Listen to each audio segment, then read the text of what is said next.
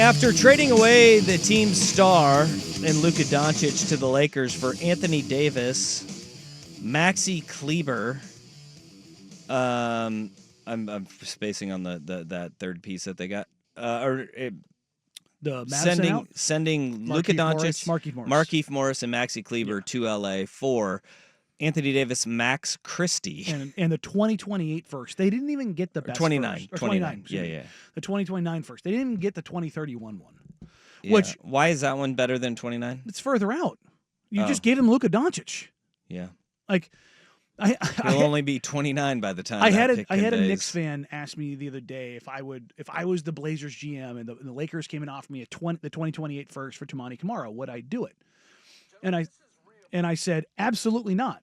And there's a reason why. It's the same thing I said about my Miami Heat. Their picks matter significantly less because stupid stuff like this just falls in their lap because of their geography. Yeah. And just mind-numbingly dumb decision. Like I cannot. But that's what I'm saying. I can't believe it. The luck I that can't they believe have the Mavericks is did just this. insane. Well, here's what Nico Harrison had to say after it looked like Luka died in front of the Mavs arena. Yeah, no, they were held a protest they had a coffin out there. It looked like when a premier soccer league team wants to fire one of their managers. Like the only thing they didn't do was fly the plane over with the messaging, but give it some time. I mean, it honestly looks like they have his jerseys, they have remembrances, they have F the Mavs signs. Like, I mean, it's a whole deal where it's like, did he die? No, he's alive. Just in LA. Here's what Nico Harrison had to say to the fans of the Mavericks. I'm sorry they're frustrated, but it's something that we believe in as an organization. It's going to make us better. We believe that it sets us up to win not only now but also in the future. And when we win, I believe the frustration will go away. Okay. I get being tired of Luka Doncic. Mm. I do. And here's the thing. Over the next 72 hours, you were going to hear about a lot of things Luka Doncic related. They're going to empty the notebook, as it were, to CYA, which is what happens when you trade a guy like this. Oh, burn it down, baby. Look, if you think that that's going to be amicable. Well, I think I also believe that is why you're seeing Luka's dad be so harsh on the organization, why Luka's farewell message was so well curated. Oh, missing the Mavs to only the fans, North Texas, how much it means to him is because they're also in damage control on this too.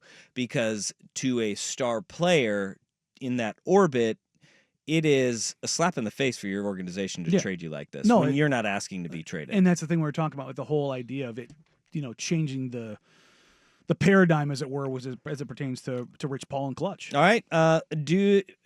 Now Nico Harrison on Anthony Davis, and does he fit with what they are trying to do? Well, I think the long term is the time frame. I think he fits our time frame. If you pair him with Kyrie and the rest of the guys, he fits right along with our time frame to win now and win in the future. And the future to me is 3-4 years from now. The future 10 years from now, I don't know. I don't think they probably bury me and Jay by then, or we bury ourselves. Yes. Oh. It's reassuring. AD is talented. How does Luka not fit in 3 to 4 years? So it's not like you're waiting for him to develop. Real quick, how old is Luka Doncic? 25. 3 to 4 years, he's 28 to 29. His literal prime. He's been there for 7 years. Anthony Davis is 31. In 3 to 4 years, he will be 35 and 36. Now, I will, because he'll be 32 very shortly. You mentioned that this Mavs team doesn't really make sense. Makes no sense. But they kind of do. Do they make more sense than the Lakers do right now? Oh, God, yes. And the Lakers, they are in the market for a big, and they are in the market and that's the thing is that Dallas could have had both of those first-round picks, and the Lakers would have been screwed, and I would have been like, hey, way to go. If you take both of those first-round picks, go ahead, trade Luka. They would have had no ammo. Well, what the Lakers would have done was strung out a year, and then some star would have been like, "Hey, make sure you have that salary spot, and I'll fill right in, and you'll have 2 stars, and then they'll find a way to fill out the rest of the Right now, this is the Lakers starting 5: Austin Reeves, Dalton Knecht, Rui Hachimura, LeBron James, Jackson Hayes. Now, Luka will be obviously sliding in there As soon as the calf heals. is right. But you're sitting there and you're going, okay, where are their bigs? They don't have any. And that was the big thing heading into this. And then you trade away the guy who was playing the best. And look, if you get Markieff Morris, okay. He can't play. You get Maxi Kleber, injured. Like, you don't make sense either. No, neither of these teams make sense. And everybody's like, All well, right. the Mavs can make a run, but it's like, do you want to? All right. Well, did Luka not fit the Mavs? That seems like a good follow-up to the Anthony Davis fits what we're trying to do. No, listen, one thing about me, I'm not going to talk bad about any players. Like, that's not going to do, us or me any good. I just say there's levels to it. And there's people that fit the culture, and there's people that come in and add to the culture. And those are two distinct things. And I believe the people that were coming in are adding to the culture. Max Christie, big culture builder. Anthony Davis, who doesn't think of his leadership when you think of great leaders in basketball. Okay. I think that he said, I'm not going to say anything negative. That's about as bad of an endorsement you can give a guy's leadership. Yeah. I'm not going to say anything bad. Luka that's what they were missing, and I think that's what they feel they'll never get over the top, because if you look at the meltdown that happened in the NBA Finals, you look at meltdowns that have happened with him emotionally during games, like they just are basically saying we don't feel he had what it takes between the ears to get us over the hump. So Anthony Davis is? Yeah.